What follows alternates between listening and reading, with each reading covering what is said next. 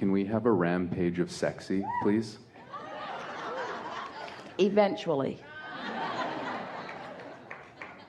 Can we play with that?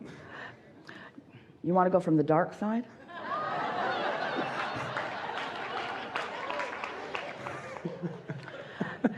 So we'll ask you some questions. Sure. Sexy? You're talking about sexy? Yeah. So what is more sexy?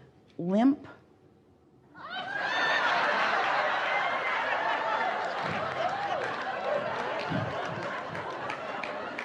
You're the ones drawing the dirty pictures here.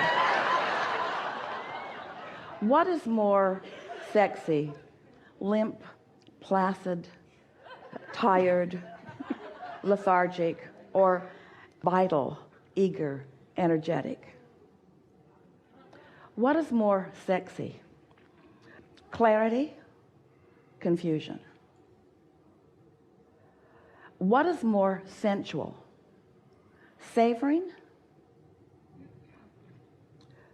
What is more fun? Momentum, speed, slowness, tiredness. So alignment applies to everything.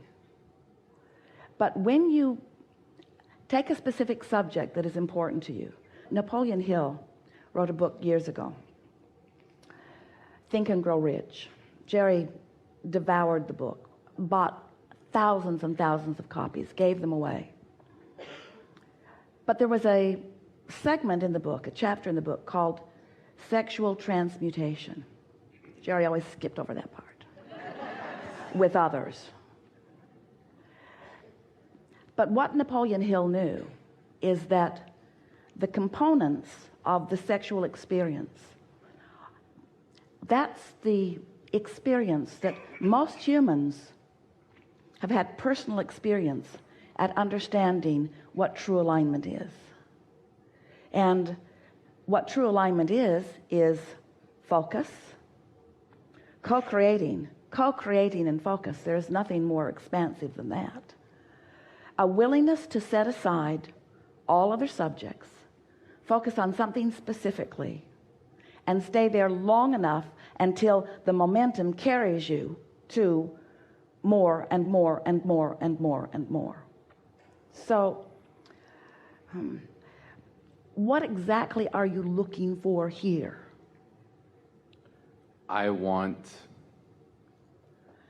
vitality and clarity. In other words, take it off that subject just for a little bit and find your connection. In other words, this unconditional love that we've been talking about is about finding the alignment and then find the alignment and then apply it to the focus of whatever subject that you are talking about.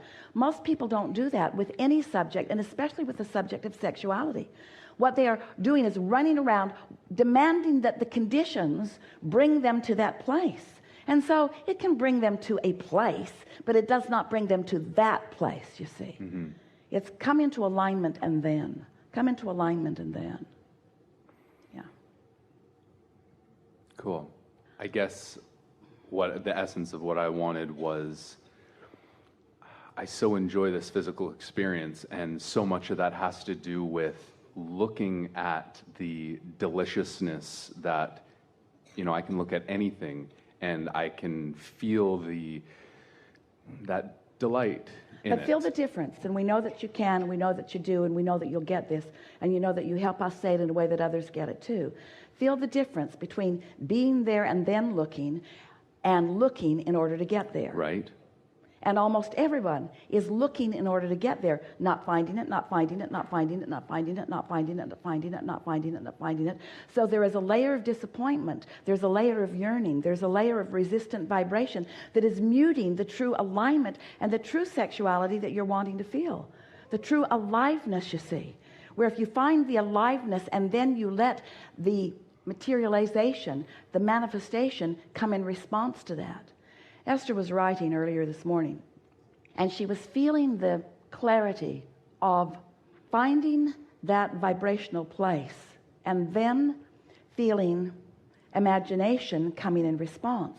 And she actually made a note to herself, because she had been believing for quite some time that imagination was something that she was to conjure. Imagination, sort of like the rampage that you were reaching for, is something to be conjured in order to affect an emotion. In other words, let me use my imagination to create a feeling, and or let me use my imagination in order to affect an outcome. Let me use my imagination in order to create something. And now she's beginning to understand that her work, yours too, is to create the atmosphere that is fertile for the imagination to grow.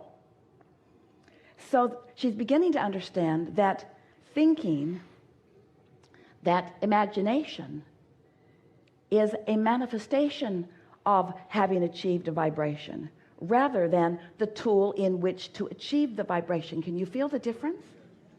So she's beginning to understand that what thinking is receiving, not projecting. That the majority of thoughts are the receiving of thoughts. And it must be, unless you think you're thinking the original thought, and you're not. You're not thinking the original thought. There is so much thought that is culminating right where you are. What's your reception? Where are you in terms of the receiving of this thought? What have you been doing in order to create the fertility that allows the receiving, the reception, you see? So in the sexual context, what we're really talking about is in every subject, in every avenue of your life, just get some good foreplay going on. In other words, prepare yourself for the receiving. Prepare yourself for the receiving. Don't go forward into anything demanding it or justifying it or explaining it. Prepare yourself for the receiving of it, you see. Think of yourself as the receivers. The thought that you're receiving is a manifestation of a vibrational frequency that you've practiced and allowed. You're getting this, aren't you?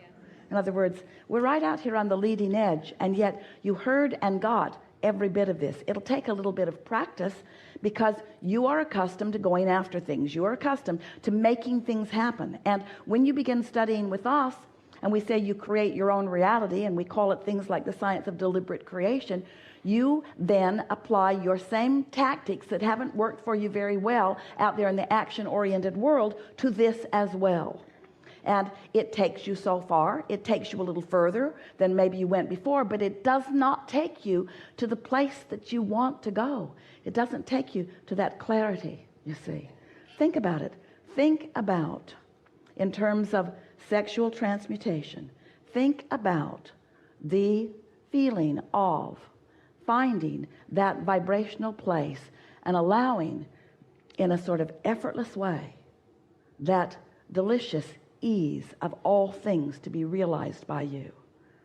Not demanding it, not insisting it, not forcing it, not efforting it, just allowing it, moment by moment by moment by moment by moment. Every moment of your experience is a manifestation moment, every moment. What you're perceiving here, the theater that you are in, the vessel that you're upon, the ocean that you're moving through, everything that you're perceiving, this is manifestation.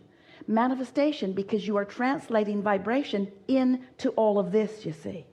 So as you have soothed yourself into the fullness of who you are, so that all of you is having this manifestational moment, feel the richness, the fullness, the wholeness, the depth, the breadth, the satisfaction of these manifested moments. So many people are standing in this place, dissatisfied in this way and this way and this way. Hopefully, they think, on their way to something that will be an improvement. I will get there. I will eventually get there. You're not ever going to get there. You're there. There's no place else to get. This is where it's all happening. This is the manifested moment. This is the moment. And every single moment of your life can be that climatic moment that you're reaching for at the end of something that most of you make way hard work out of. Way hard work out of. You can prepare yourself emotionally and vibrationally for the realization of more that is delicious in more moments of your life experience. Every moment a manifestation.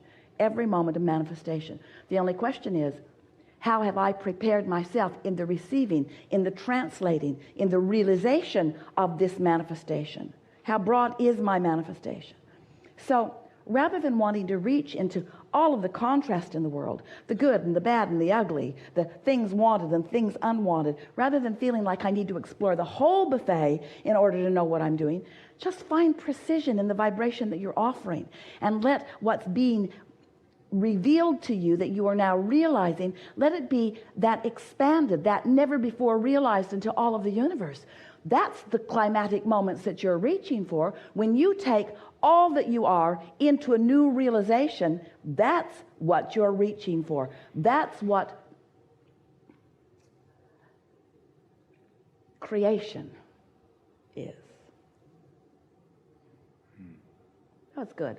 We liked it a lot. Yeah. It never goes quite where you think it's going to go, does it? Not quite where you think it's going to go.